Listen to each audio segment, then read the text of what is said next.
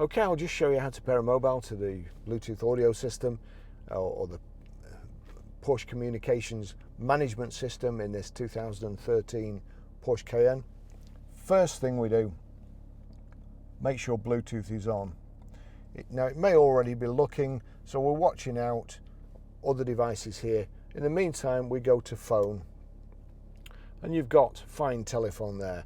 It's showing up. PCM, it's already showing up, but I'll click Find there, and let's just see what happens. It would have initiated the process by just clicking on PCM here.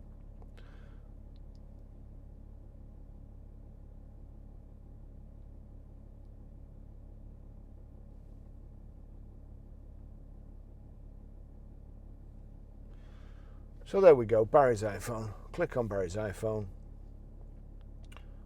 And there you go, Bluetooth pairing request. Pair. Allow. Please confirm Bluetooth code. Well, we've done that already. And that's it. There you go, it's connected.